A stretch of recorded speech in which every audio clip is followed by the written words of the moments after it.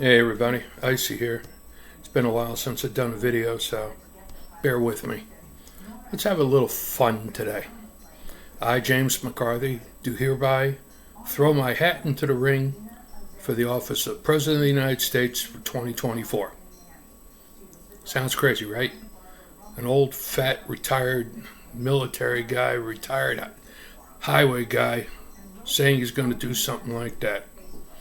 Well, I look at it this way. I'm not a millionaire. I ain't got millions of dollars to waste on advertising campaigns in the hopes of getting a job that only pays $400,000 a year.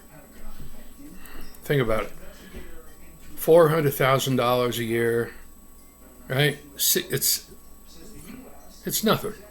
1.6 million after 4 years in office, and you still pay your Social Security out of it. You still got to pay your taxes on it. The only benefit you get out of the whole deal is you get to live in the White House, so you don't have to pay rent. You ain't got to worry about car insurance because your ass ain't driving yourself no more. So, like for me, I'm saving, I'm saving about $60,000 for 4 years if I were to get elected as president. Funny, right? I mean, I don't need the $400,000 a year paycheck. I won't take it. I'm already retired. I live comfortably enough with the money I make, so I don't need it.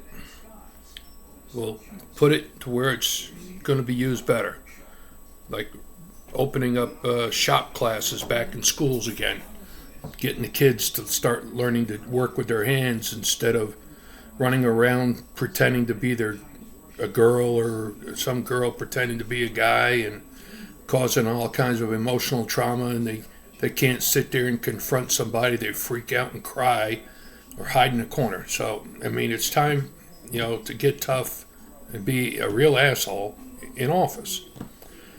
I mean, think about it. Why in the hell would anybody want to have that job that only pays that much unless there's extra benefits? Every politician that I know of has become a millionaire. Why? Because the rules don't apply to them. So if I were to run, I would have some major changes that I would insist upon. I would hope would get passed, but unless you have the full support of the Senate and the Congress, you might as well just stick your thumb up your ass and rotate because you ain't going to get shit done.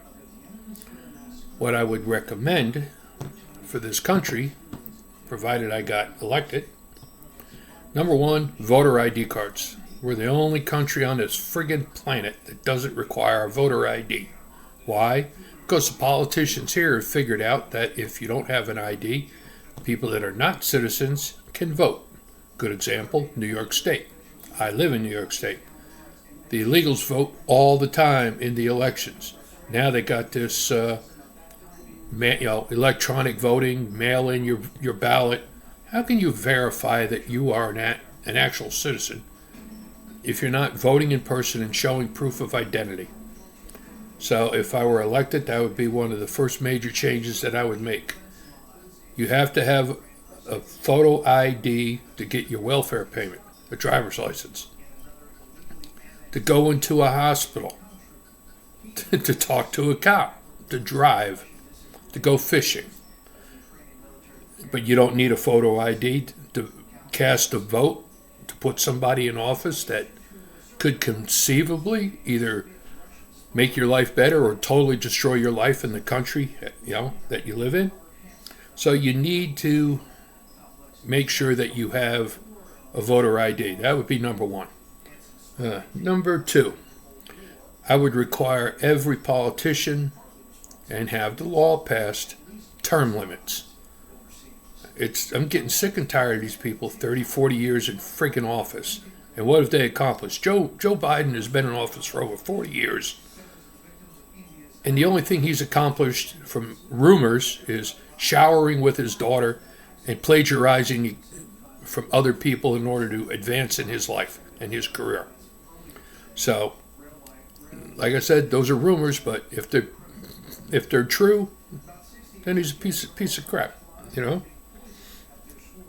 The other thing I would recommend is No more political favors for people that help you get into office.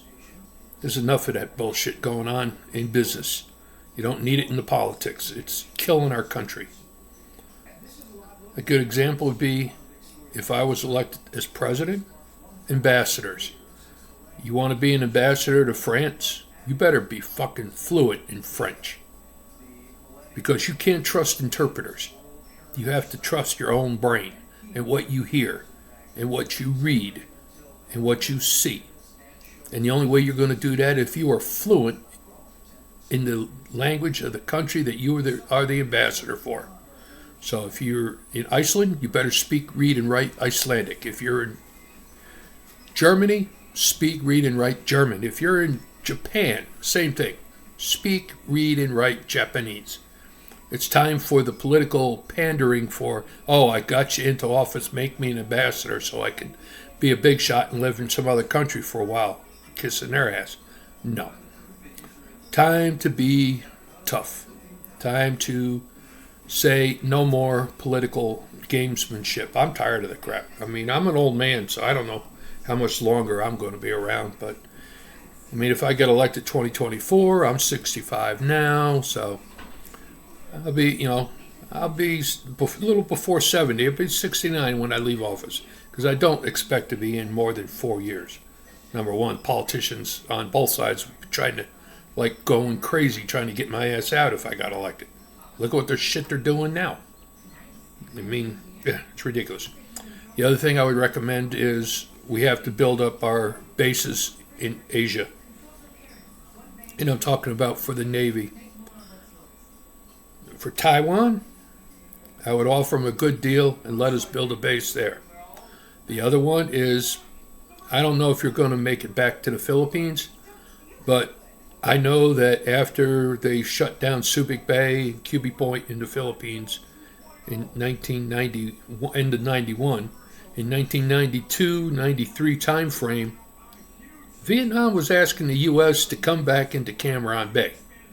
Now, we used to have a real nice Navy base there.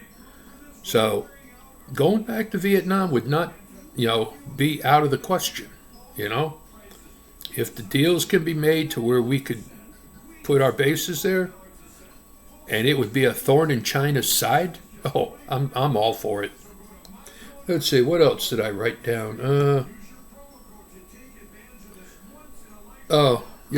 China again.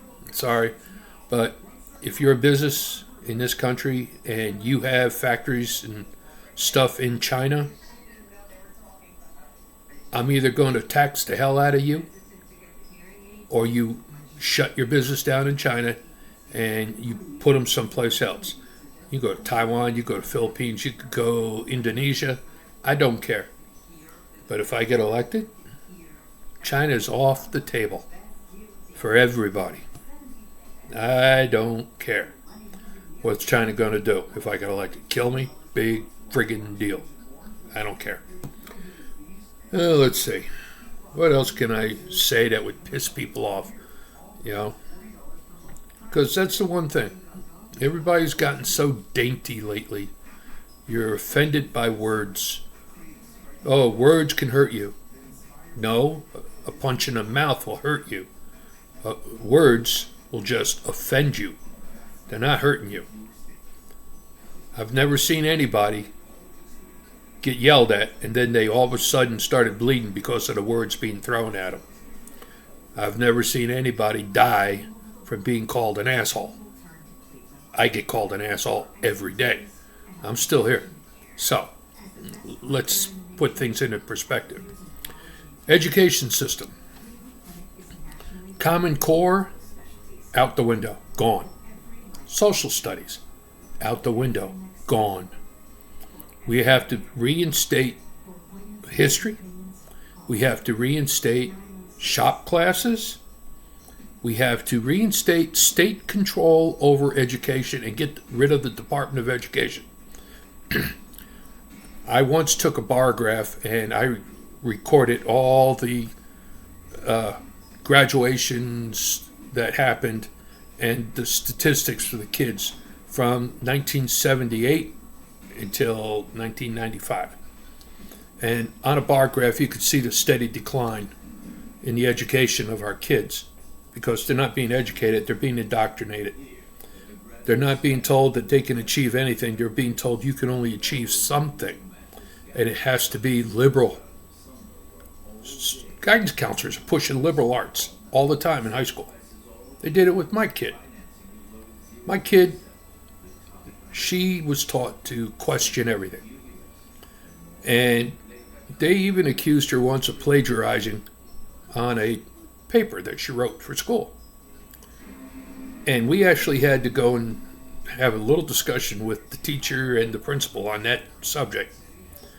And when they realized that they were wrong, they said, oh, that don't fix the problem.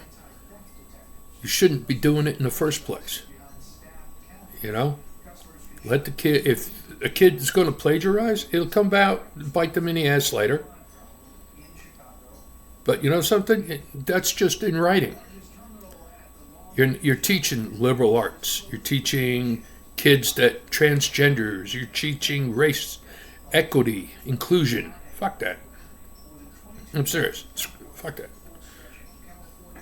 Every one of my brothers, I don't care what their skin color is a brother. Same thing for all the sisters. In the military, when I was in, the only thing we saw was green. There was no black, there was no red, there was no yellow, there was no white. It was all green. Why? Because the green was the color of our uniform. And the one thing we all had in common was we all bled red. So those are the only two things that you have to worry about in this world. Who's got your back, and whether or not you're actually human or not.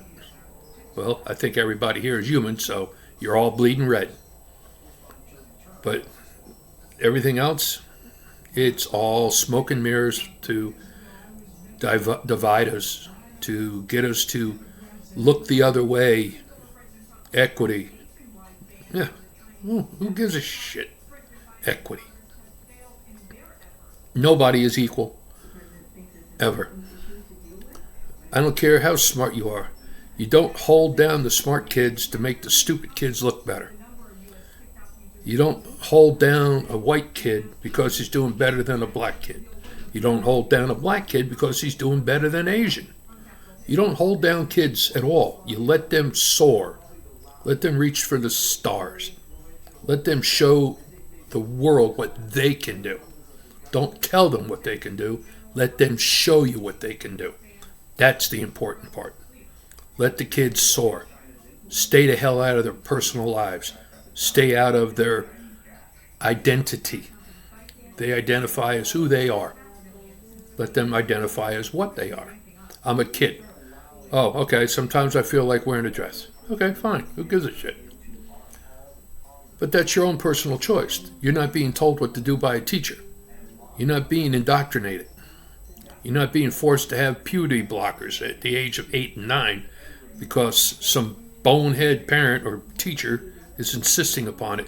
I mean, some states are actually trying to pass a law that they can override a parent's right. Okay, so there's a lot of things that if I was elected needs to be fixed. And it's going to hurt. As for the weapons issue, guess what? If I'm elected, I'm going to require everybody in this country, every man and woman, to qualify for and receive a pistol permit. Everybody. You get a driver's license, fine. But you also have to go and take the course and get your pistol permit and buy a pistol. Why? It's very simple. If a crook doesn't know if you're armed, he ain't going to mess with you. If he knows that every citizen walking that street carries a pistol and can turn around and injure them, the crime rate is going to drop. Not at first. There's going to be a lot of shootings at first, but you know what? Stupid people deserve stupid lessons. So let it be said, let it be done, you know? But that's just the tip of the iceberg as far as I'm concerned. But like I said, my name is James McCarthy. and I'm running for president of the United States. Oh, just so everybody knows, I'm not filing and paying hundreds of thousands of dollars to make this claim. Why should I? I'm a citizen of this country. I'm 65 years old, and I'm retired from 2 jobs. I'm not some lazy bastard living on welfare. I earned the right to run for a public office, and I just choose to go for president. And I'm not filing any paperwork. I'm doing this all word of mouth. So if you support me, I'll be a write-in candidate, because I already know if I ain't paying them the money, they're not going to put me on the ballot. ICY out.